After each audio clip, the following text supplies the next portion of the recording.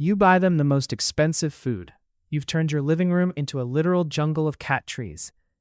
And you'd probably cancel your own birthday party if they fell asleep on your lap. You love your cat. But what if I told you that some of your favorite ways to show that love are actually stressing them out? Cats are masters of the silent protest. They aren't like dogs. They won't bark to tell you you're being annoying. Instead, they build up tiny amounts of resentment until one day they just stop hanging out in the same room as you. Today, we're breaking down the 7 common things you're doing that your cat secretly hates, including one habit almost every owner has that is actually a sensory nightmare for your feline friend. If you want a cat that actually wants to be in your lap, you need to stop doing these 7 things immediately. Let's start with number 1, and it's a hard pill to swallow. The surprise HUD. Imagine you're deeply focused on an email or watching a movie, and suddenly a giant 10 times your size scoops you up, squeezes your ribs, and starts making loud kissing noises 2 inches from your face. To us, it's affection. To a cat, it's an ambush. Cats are both predators and prey. When you scoop them up without warning, you're triggering their flight or fight response. Have you ever noticed your cat's back legs start to tread or kick when you hold them? That's not them getting comfortable. That's a survival instinct to escape a predator's grip. The fix? Instead of the scoop, try the invitation. Reach out your hand, let them scent mark your knuckles, and wait for them to lean in. It changes the dynamic from you taking affection to them giving it. And trust me, a cat that chooses to be held is much purrier than one that's being held hostage. Coming in at number 2 is something most of us do to make our homes cozier, but for your cat, it's a sensory nightmare: heavy artificial scents. See, a human has about 5 million odor-sensitive cells in their nose. Your cat? They have over 200 million. When you light that autumn spice candle or use those extra scented laundry beads on their favorite blanket, you aren't just making the room smell nice, you're effectively drowning out their own scent. In the cat world, scent is identity. When they rub their cheeks on you, they're marking you as safe. If you wash that away with harsh chemicals, they feel like they're living in a stranger's house.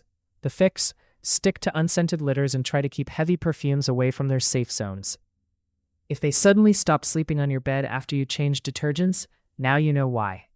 Number 3 is a design flaw in almost every kitchen: placing food and water side by side.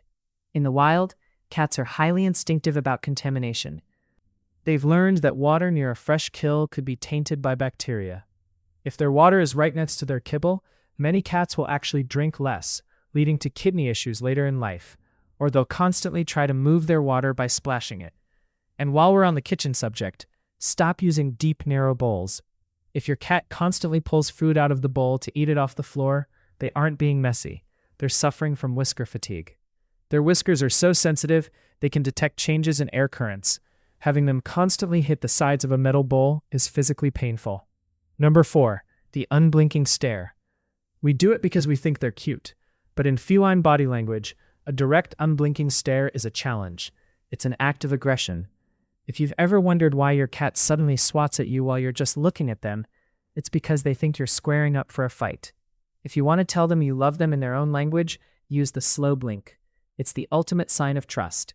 It's the feline equivalent of saying, "I trust you enough to close my eyes in your presence." Number 5 is something we're all guilty of because, well, we live here too. Excessive noise. We already talked about how sensitive a cat's nose is, but their ears are even more impressive. A cat can hear frequencies up to 64,000 hertz, which is significantly higher than what a human or even a dog can hear. This means the sound of you slamming a cupboard, the high-pitched whistle of a tea kettle, or even the bass from your TV isn't just loud to them, it's physically jarring. If your cat disappears the moment you start cooking or cleaning, they aren't just being a cat. They're retreating from a soundscape that feels like a construction zone. Try to be mindful of the drop, that habit of tossing keys or heavy bags onto the counter. It sounds like a gunshot to a creature built for the silent hunt. Number 6 is a major trust breaker: the forced introduction. Whether it's a new guest in your home or a new puppy, the worst thing you can do is hold your cat still and force them to meet the newcomer. Cats are territorial animals. They need to assess a threat from a distance before they feel safe. When you take away their ability to run or hide, you're forcing them into defense mode. The secret to a social cat is actually ignoring them.